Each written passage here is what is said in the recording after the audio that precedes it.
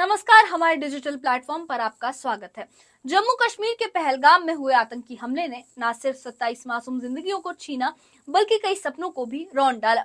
उसी दिन जब सैलानी वादियों की खूबसूरती निहार रहे थे, एक स्थानीय घुड़सवार सैयद आदिल हुसैन शाह भी अपनी रोजमर्रा की मेहनत में लगा था। हर दिन की तरह उस सुबह भी वो अपने घोड़ों के साथ सैलानियों को पहलगाम की वादियों की सैर कराने निकला था।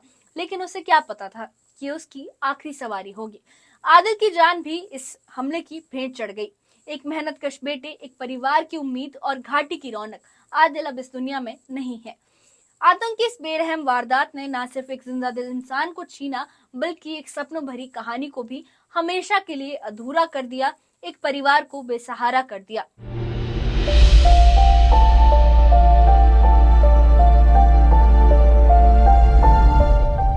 पहलगाम आतंकी हमले में मारे गए सैयद आदिल हुसैन शाह की याद में अनंतनाग के हापड़नाट गांव में शोक सभा का आयोजन किया गया।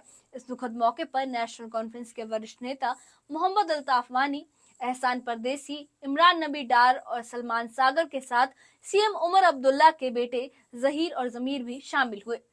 नेताओं ने आदिल के परिवार के साथ मुलाकात कर संवेदना प्रकट की और कहा कि आदिल की मौत सिर्फ उनके परिवार के लिए ही नहीं, बल्कि पूरे समाज के लिए एक गहरा जख्म है। एक तो ये आज चौथा था हस्ब दस्तूर।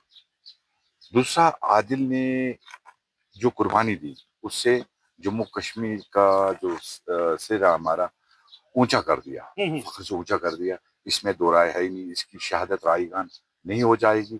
जितनी इसकी हम तारीफ करें उतना कम है। हमने इसके वालिद साहब से भी, उमर साहब जो जनाजे पे आए, उस वक्त भी बात की। आज भी हमने इसकी माँ के साथ, इसके बाप के साथ बात की। तो जितना हमसे हो सकेगा जम्मू कश्मीर नेशनल कॉन्फ्रेंस की तरफ से, सरकार की तरफ से, इस घर के लिए, और इसके साथ साथ जो हमारे नजाकत हमारे साथ है इस वक्त, जिसने कई टूरिस्टों को वहां पे बचाया, साजिद है उसने बचाया, या दूसरा भी है रईस, एक बहुत सारे लोग हैं जिन्होंने वहां पे टूरिस्टों को बचाने की बहुत ज्यादा हतुल इम्कान कोशिश की। तो उनको भी हम मिलेंगे और हम यहाँ से पहलगाम जाएंगे। और इसके साथ साथ मैं और एक चीज बताऊं, जो मेरी आउट ऑफ माई सैलरी, जो मेरी बेसिक सैलरी है एज एमएलए, मैं इनके लिए वो डोनेट करूंगा आदिल के लिए। एंड मैं एज लोकल एमएलए, ये मुझ पे फर्ज बनता है, जितना मुझे हो सकेगा मैं इस खानदान के लिए करूंगा। आज नहीं, जब तक हम हैं, हमारी सरकार चलेगी, जब जितना हमसे हो सके, जितनी मदद इनको चाहिए, इंशाल्लाह रहमान हम वो करेंगे। नेशनल कॉन्फ्रेंस के प्रवक्ता इमरान नबी डार ने भी शोक सभा में शामिल हुए। उन्होंने कहा कि आतंक का ये नापाक चेहरा कश्मीर की अमन पसंद आबो हवा को बिगाड़ने की कोशिश है।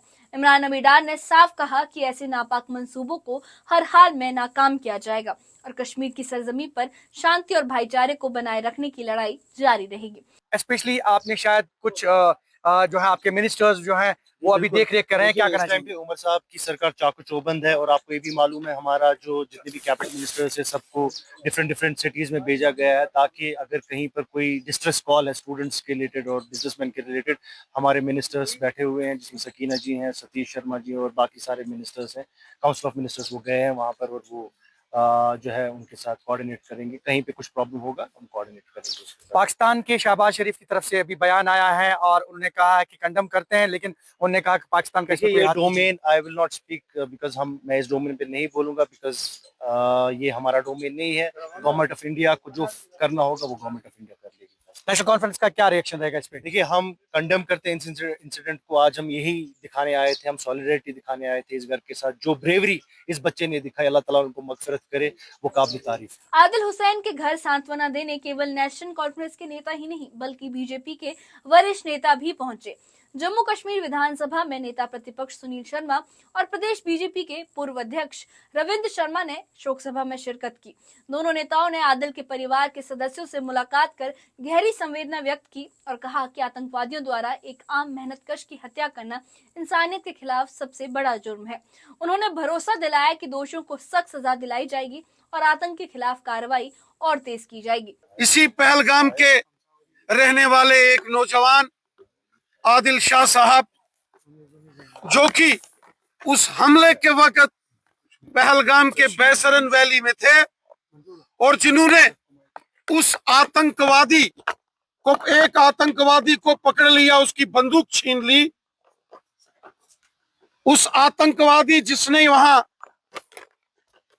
कुछ लोगों को बंधक बनाया था, उसको पकड़ लिया, उसकी बंदूक छीन ली, लेकिन कायर और बुज़दिल दूसरे दहशतगर्दों ने पीछे से आदिल शाह साहब के ऊपर गोलियां चलाई और जो सैलानी, जो टूरिस्ट पूरे मुल्क से और दुनिया से वहां आए थे, उनकी जान बचाते बचाते आदिल शाह साहब इस मुल्क पर, मुल्क की सलामती के लिए वो कुर्बान हो गए, शहीद हो गए।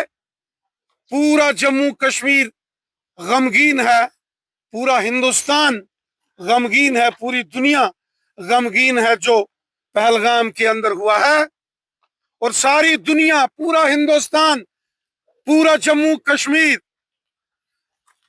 पहलगाम के हापतनाड़ के इस नौजवान आदिल शाह साहब को सलूट करते हैं, सलाम करते हैं उसके जज्बातों को, जिसने अपने सीने पर गोली खाई और ना जाने कितने सैलानियों की जान बचाई, क्योंकि उसने गोली चलाते हुए एक पाकिस्तानी आतंकवादी, एक दहशतगर्द की बंदूक छीन ली।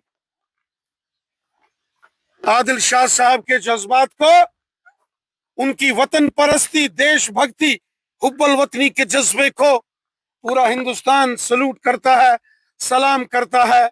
हमारे मुल्क के ऑनरेबल प्राइम मिनिस्टर जनाब नरेंद्र मोदी साहब, होम मिनिस्टर जनाब अमित शाह साहब ने भी